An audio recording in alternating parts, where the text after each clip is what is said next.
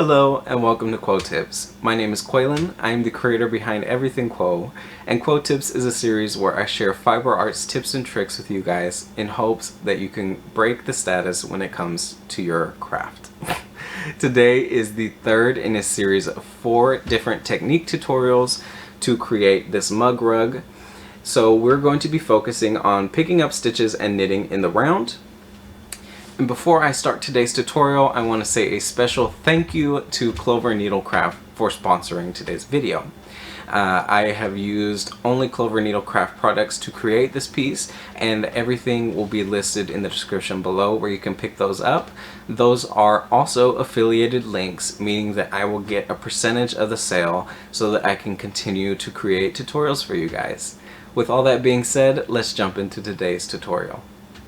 We are finally at the end of the project. The last thing to do is adding our fringe. So I wanted to briefly talk about the difference between not blocking or blocking your finished object. So this piece that we have been making for these last few weeks is not blocked at all. So you'll see that the stitches look a bit wonky at times. Let me see. They're a little weird. And then you'll notice on the blocked piece how much cleaner and finished they look. So I definitely recommend you block your work. I would say to block it before adding the fringe, but that's a personal preference. For the demonstration today, I won't be blocking before adding fringe. So to add the fringe, we're going to need 3 different tools. I'm going to be using the size G crochet hook. It could be any size, it does not have to be a G, but I'm using a G crochet hook, a clover tassel and fringe maker, and the clover small patchwork scissors. These are super sharp and I love them, so these are my preferred tool of choice when it comes to small scissors. And then we're obviously going to need our yarn.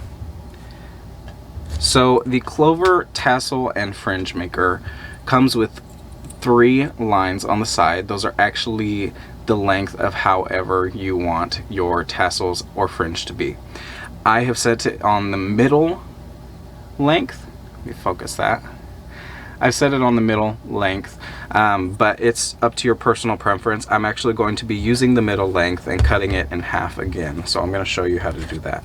So you're going to take your yarn, hold it on the edge of the maker, and just wrap it around. I'm not going to give you an exact count of how much fringe you need, or because it's all up to personal preference, but just do as much as you feel you should. Okay, so we're going to say that that's enough for now. Take our scissors, snip that end. There is a groove where your scissors fit right in. You're going to snip it. Okay. Now we have our fringe. If you want fringe that's this long, then that's perfectly fine. I happen to love really long fringe, but for this project I wanted to have smaller fringe, so I'm going to cut it in half one more time. Okay, and then we are ready to attach it. So I'm going to take 2 strands of the fringe at a time, fold it in half, take my crochet hook. I'm going to insert my crochet hook in between 2 of my knit stitches, catch these 2 loops of my tassel or my fringe, pull it through, yarn over with our excess fringe, and pull through. And that is our first little tassel. So I'm going to do that in between each of the knit 2s and purl 2s, as well as adding a few on the corners on just 2 sides.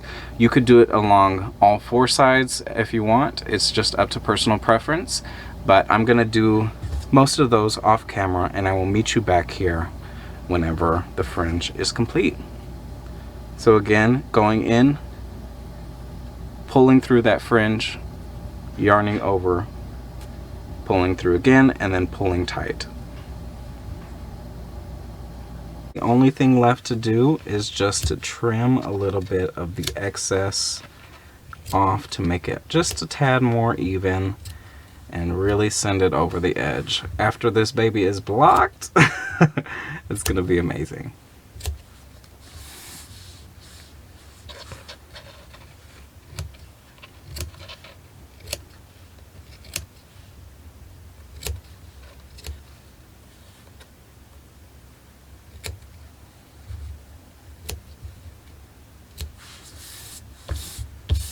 And we are absolutely done.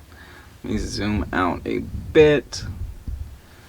So this is our final products. So now we have two very beautiful coasters. Thank you all so much for joining me for this tutorial. Please be sure to like and subscribe and do all that YouTube-y type stuff. And until I see you next time, guys, break the status.